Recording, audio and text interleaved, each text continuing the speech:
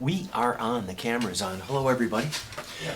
I am Willie from Willie's American Guitars. If you've never seen one of our videos before, if you have, thank you very much for watching. Don't forget to like us. I'm just saying that you can. You know, at least kind of like. All right? I love guitar history. That's what I love to talk about is guitar history. And today I have an anomaly for you. Something I don't think you've seen before. So, two things. One, we have two 1969 Les Paul Customs. Now, they made the Les Pauls, you all know, through 1960, 61 mid-year. Early 61, they were shaped like this. Late 61, they were shaped like SGs. Then they quit making Les Pauls. There is no 60s Les Pauls for the most part until they came back in 1968. And so from 1968 till 1974, they were made in Kalamazoo, Michigan. The early ones are made of older parts or older jigs. They actually had bodies hanging around. And so they made some 68s, and they have small headstocks. And let me show you something on this 69. First off, you'll notice these customs, they look gorgeous. You see this yellowed binding on this, and you can see the gold hardware. There's something about Les Paul Customs. Here's something that I heard too that you'll find geeky. In the 70s, a lot of times they would, before they put the maple top on, they would drill through and create holes in the mahogany. They sandwiched the mahogany on the Customs. They never did that. They're heavier. It's really rare to find a lightweight custom. Others, the standards and the deluxes, you occasionally will find a lightweight one. They had been weight reduced. Not a lot of people know that. But what you get out of the 60s one is a little more dish top. It's flat here and comes up. That's a lot like the 50s. What you also get is a longer tenon here that sticks out. And so the neck, when it's put in, there's a little tenon that's left over. There is a long, a medium, and a short or no tenon. These 69s have the tenon. And then you'll notice on the back too, there's no volute on the back of these. There's no Made in USA stamp on the back of these. And then I want you guys to get the camera in here close up so we can see some of the frets. If you look close here, and I'm going to turn this guitar around and see, you'll see like on that fret how the binding comes up over the frets. That's a way you can tell that the guitar is factory frets. The binding will come up along on the fret. If you're going to pull this fret out, you're also going to pull the piece of binding out. And you're going to have to recut the slot and it'll go through that. A lot of these customs up till 74 were fretless wonders. That means they had very little frets. So most of them are refretted. This one is all straight. And you know, once you get used to it, it's pretty easy. It was meant for heavier strings. Real men didn't, bend a string. They brought it up. Old rockabilly record. They didn't do that. They didn't do... That was like cheating.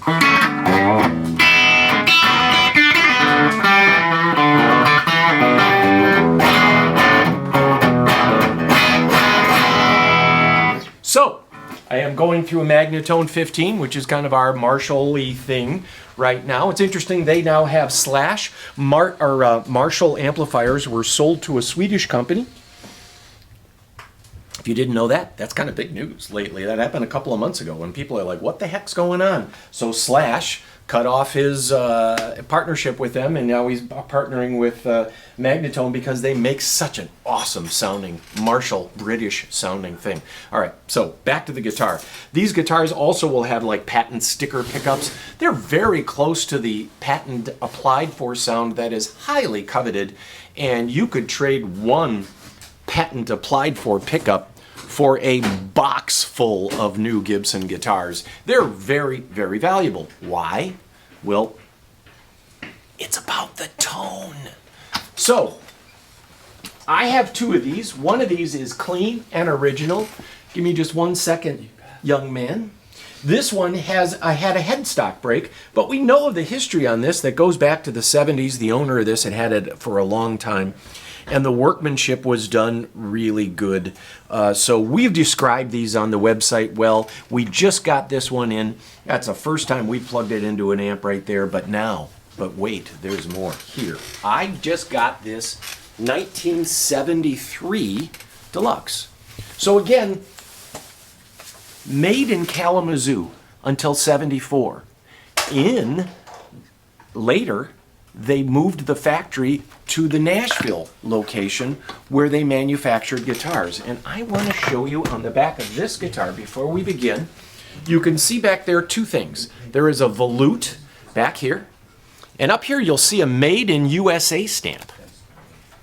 Those are two things that in 1970, they started adding the Made in USA stamp, and they were adding the volute. The volute is to protect the headstock from breaking. And in that time period, they added Made in USA because there was a lot of copies and imports coming into the United States. And while they were busy suing people like Ibanez about the infringement on their copyright, they did stamp this on the back of the headstocks, Made in USA. Starting 70, 71, you'll have that Made in USA and a volute. Now, this is a 73, so made in Kalamazoo, and look at the binding here up over the frets. You can see it if the camera gets close, that white binding comes up over the frets. You know it's a straight finish. This is 73. It's very clean. You can see even the back, there's just not a lot of wear. It's still pretty yellowed. And another way to tell an original guitar is the way the lacquer gums up over the nut. If you had to do standard maintenance, you're going to pop that nut and break that lacquer. For those of you nerds out there, those are two tips of how to tell original frets and how to tell an original guitar that's seen no service. But wait, this guitar has no volute. It has no Made in USA stamp. And so for you real geeks, it is also a smaller headstock than you'd normally see. 68 guitars are one-piece neck, no volute, no Made in USA, smaller headstock. By 69, the headstock got bigger. By 69, the volute came on, and it was a three-piece neck. This guitar is a puzzler. We believe this guitar had been re-necked by somebody at Gibson. Now, keep in mind, Gibson hires talented people. Sometimes those talented people go on to work in their own shop. And there's lots of guitar companies that were launched from Fender's Custom Shop and Gibson's Custom Shop. So is it factory quality work? Whoa, definitely. I am of the belief that this was a factory re-neck. It might have broken, it might have been twisted, it might have been warped, but at some point in time, somebody said, can you make a big neck with no volute and a small headstock? Yes, apparently they could.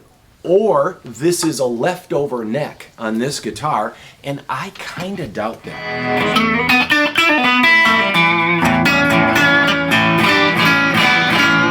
Now these mini humbuckers, they don't have the power and the oomph that the larger humbuckers do, but they have a really interesting, almost hollow sound.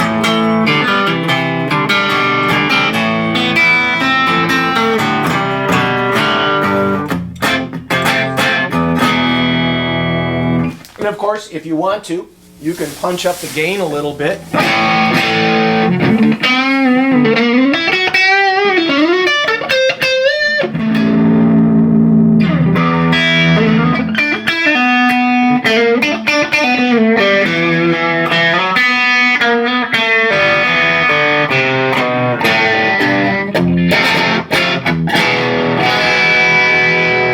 There's a real punch to these mini humbuckers.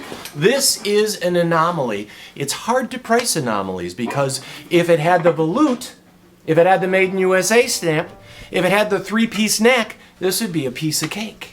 But this is high quality work, There's really nice grain in the fingerboard. There is nothing sloppy about this work.